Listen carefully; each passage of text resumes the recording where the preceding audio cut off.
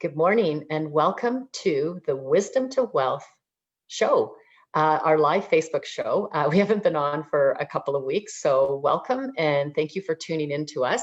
I'm your host, Whitney Hammond from Sovereign Wealth Management, and my co-host is Teresa Palazzari, Financial Security Advisor at Sovereign Wealth Management. Whether you are just getting started in your investment life, or you're looking to manage money yourself, or you work closely with a financial advisor, Wisdom to Wealth discussions provide a roadmap to the life you want and deserve. Our mission here is to teach you how to gain control of your money so that your money doesn't take control of you. Thank you for the questions that have been rolling in. We've been accumulating them, so here we are back. And this one is appropriate because the questions that have been coming in lately are people that are concerned about holiday spending. So Teresa, welcome and thank you for being here today. Thanks, Whitney. Great to be here. Awesome. And so we've got a couple of questions. So the first question is, how can we protect ourselves from holiday spending trickery? Yeah, that's a great question. And Whitney, there's never been a time in history where we're all in the same sort of roller coaster of uncertainty and emotions in this last 10 months. And 2020 certainly has had many life lessons and many struggles. Yeah. And often it creates emotional spending. So it's perfect timing, knowing that it's the gift-giving season, to just make sure you do a little check-in and make sure that you stay in control of your money, because it'll certainly take control of you if you don't. So the first thing I wanted to talk about is trickery, and being aware of the psychology behind tricking your mind into believing things that might not actually be true. And it is the deception that causes us to accept as the truth or valid what really is false or invalid.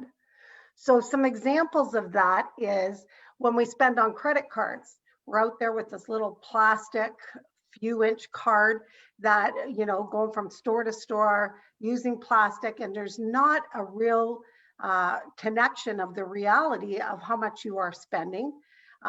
Statistics say people always spend more on credit cards, and it's really hard to do mental math when you're going from store to store. So making sure that you have a plan for your credit card, and that you're not tricking yourself into believing you have all this extra money in the bank when really you have thousands on your credit card. So that would be a real key to making sure you stay in control of your money. The next is, many of us convince ourselves, oh, we got to use our credit card because I'm going to get all these points, or I'm going to get cash back.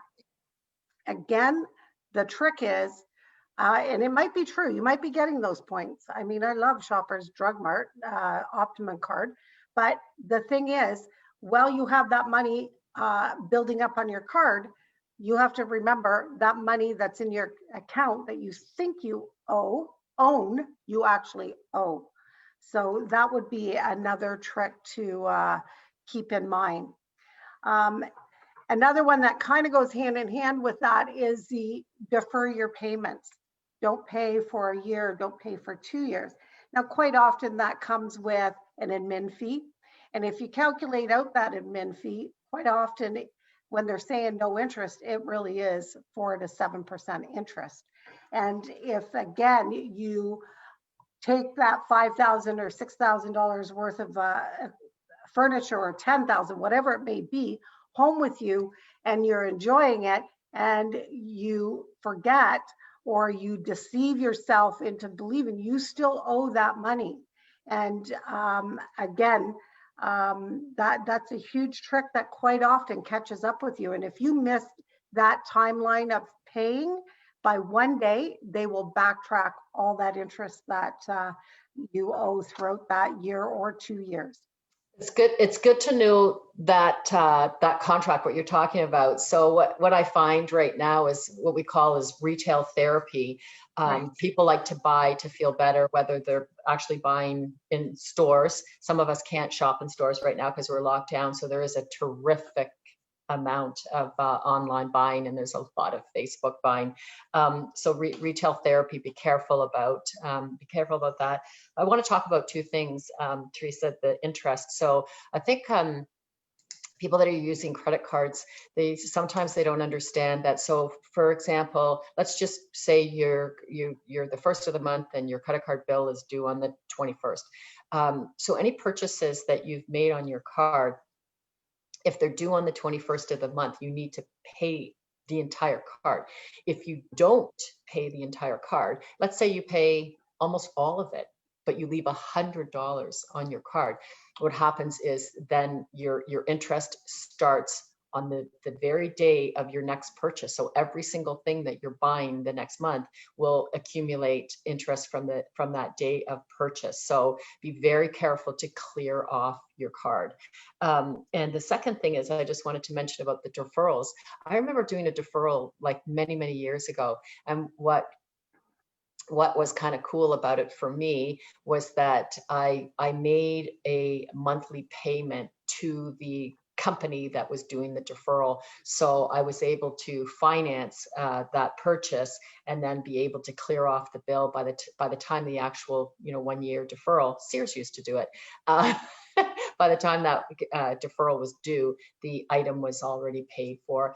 Kind of a simple tip for Christmas shopping is, if you don't have the money, just don't buy it. I mean, it's as simple as that. Like I call it behind the 8 ball. Get ahead of the 8 ball. Never put yourself in debt unless you're buying an appreciating asset. If you make that rule yourself, I will not go in debt unless I'm purchasing something that appreciates in value. You will survive. Absolutely. You will not die. Absolutely. Yeah. So, yeah. Are you finished on that point there?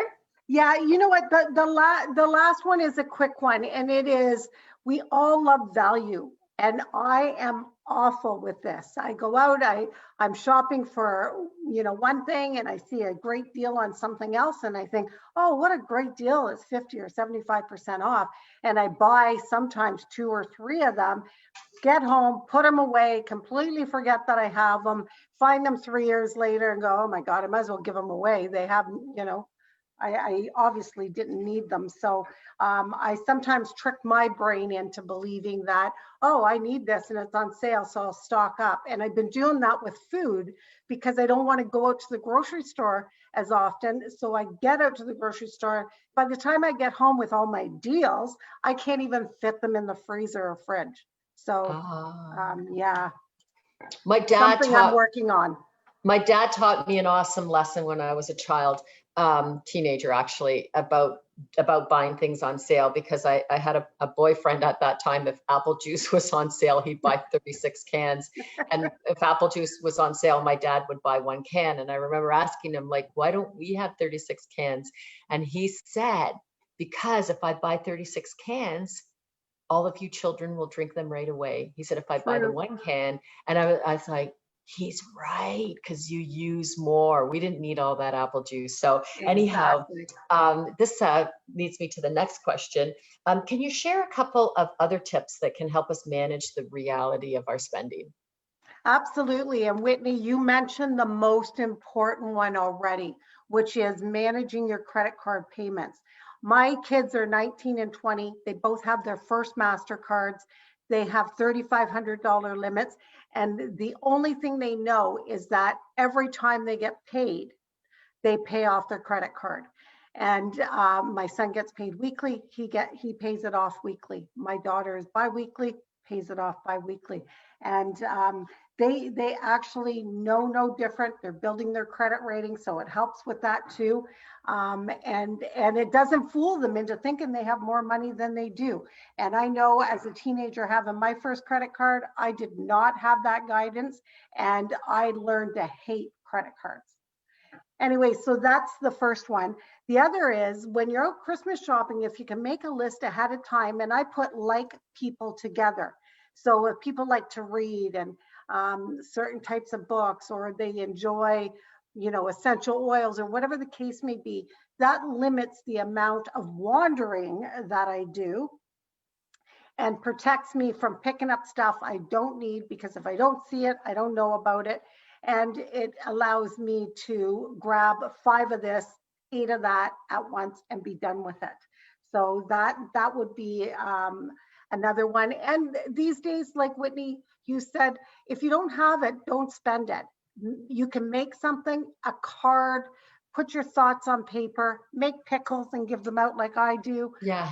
People really appreciate it. So in closing, be sure you are taking control of your money so it's not taking control of you. And how do you do that? Same as always, pay yourself first. Yes. Pay your bills on every payday, pay bills that are due, and pay your credit card off on every payday. Absolutely. And actually, one point, Whitney, you and I were talking about, because Brooke and her presentation that she did yesterday, people that work with advisors are 4 times more wealthy.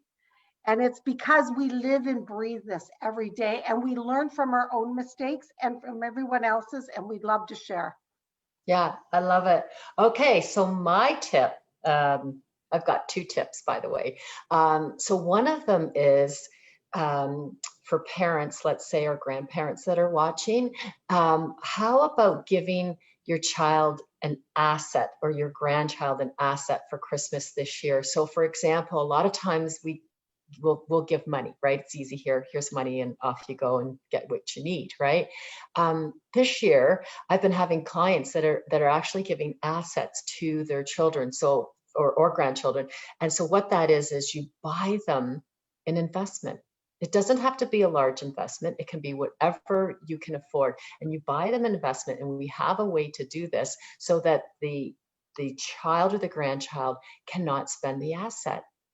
Okay, so it's a fabulous gift because it teaches them savings, and you can actually add more money in whenever you want to. So I think that this is fabulous. So to teach people, and what a better time to do it when we are spending less money during COVID. We are, because we're not traveling as much, we're not doing as much. So that's my one tip: give an asset for Christmas.